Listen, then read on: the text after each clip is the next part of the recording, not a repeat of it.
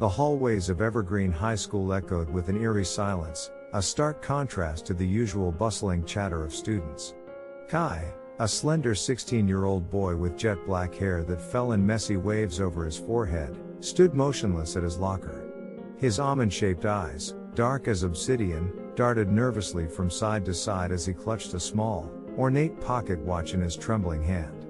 The relic, passed down through generations of his family, felt unusually heavy in his grip.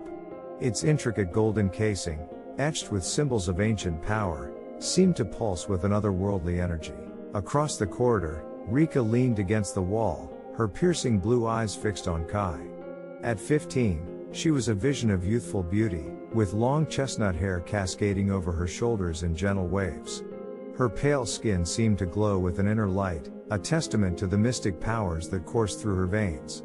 Dressed in a flowing white blouse and dark jeans, she exuded an air of calm determination that belied the gravity of their situation. "Kai," she called out, her voice barely above a whisper, "we need to move." "They're coming." As if on cue, a bone-chilling wail reverberated through the building, causing the fluorescent lights to flicker ominously. Kai's eyes widened in fear as he turned to Rika, his voice quavering, "I don't know if I can do this, Rika. What if we fail?" Rika strode towards him, her footsteps silent on the linoleum floor. She placed a reassuring hand on his shoulder, her touch sending a warm surge of energy through his body. "We won't fail," she said firmly, her blue eyes blazing with determination. "We're the only ones who can stop this darkness. Remember why we're here." The air around them grew thick and oppressive, as if the very atmosphere was being corrupted by an unseen malevolence. Kai took a deep breath, steadying himself as he met Rika's gaze. "You were right," he said, his voice growing stronger with each word. "We have a responsibility to protect everyone. We can't let fear hold us back." He glanced down at the pocket watch in his hand, its golden surface now glowing with a soft, pulsating light. "Let's do this," he declared, a newfound resolve evident in his tone. As they made their way down the darkened corridor, the sounds of distress became more pronounced. Muffled cries and whispered pleas for help emanated from behind closed classroom doors. Kai's grip on the pocket watch tightened as he fought the urge to run to their aid. "We need to find the source," Rika reminded him gently, her own heart aching at the suffering around them. "If we can stop whatever's causing this, we can save everyone at once." Kai nodded grimly, forcing himself to focus on their mission. Suddenly, a figure materialized before them, its form flickering like a faulty hologram. It was Mr. Thompson, the school's beloved history teacher, but his usual warm smile was replaced by a vacant, haunted expression. His skin was ashen, his eyes sunken and lifeless. "Help! Us!" he croaked, his voice a horrifying rasp. Kai instinctively reached out, but his hand passed right through the spectral form. "Mr. Thompson!" he cried out in anguish. Rika's eyes narrowed as she studied the apparition. "It's not really him, Kai," she said softly. "It's an echo, a manifestation of the curse. We need to keep moving." As they pressed on, more ghostly figures appeared, each one a familiar face twisted by fear and anguish. The weight of their mission bore down on Kai and Rika, testing their resolve with each step. "How can we fight something we can't even touch?" Kai whispered, his voice thick with frustration. Rika's brow furrowed in concentration as she replied, "We fight it with what's inside us, Kai. Your ability to manipulate time, my mystic powers, they're stronger than any curse. We just need to believe in ourselves and each other." They reached the end of the corridor, facing the heavy oak doors of the school's ancient library. An oppressive aura emanated from within, so potent it was almost visible. Kai's hand hovered over the door handle, hesitation evident in every line of his body. Rika stepped forward, intertwining her fingers with his. "Together," she said firmly, her blue eyes meeting his dark ones. With a shared nod of determination, they pushed the doors open and stepped into the heart of darkness. The library was a scene of chaos and despair. Books flew through the air like angry birds, their pages fluttering wildly. Ghostly chains bound students and teachers to the walls and floor, their faces contorted in silent screams. In the center of it all stood a figure cloaked in shadows, its form constantly shifting and writhing. "So," it hissed, its voice like nails on a chalkboard. The would-be heroes have arrived. How predictable.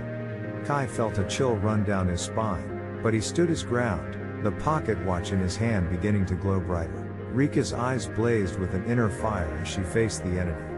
"We are here to end this," she declared, her voice ringing with authority. "Release these people and leave this place." The shadow creature laughed, a sound that set their teeth on edge. "And why would I do that?" It sneered. "Their fear, their despair, it's delicious. I've waited centuries for this feast." Kai stepped forward, his fear giving way to anger. "Because if you don't," he said, his voice low and dangerous, "we'll make you." The creature's form expanded, filling the room with suffocating darkness. "You?"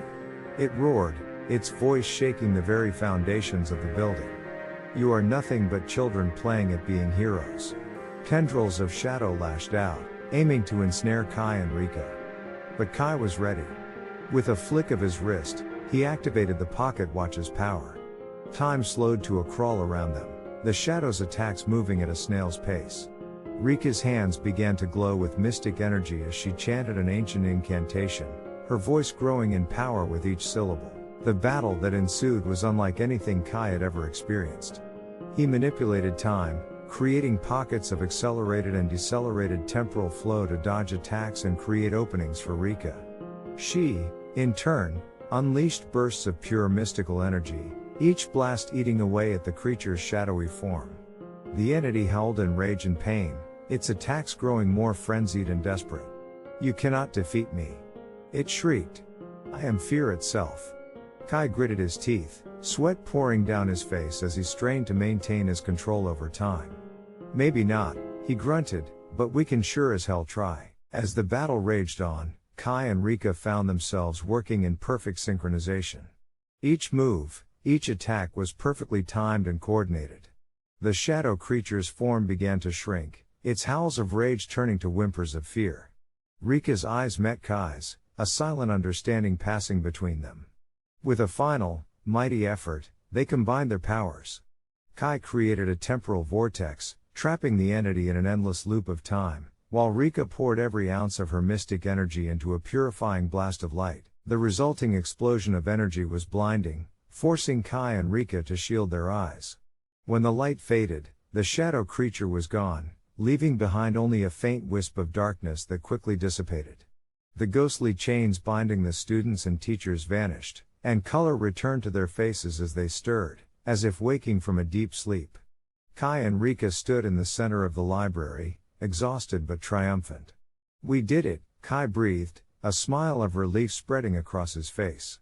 Rika nodded, her own expression a mixture of joy and disbelief. "We faced our fears," she said softly, "and we won." As the sounds of confusion and relief filled the air around them, Kai and Rika knew that their journey was far from over. But for now, they had saved their school, their friends, and perhaps most importantly, they had proven to themselves that they were capable of facing any challenge that came their way.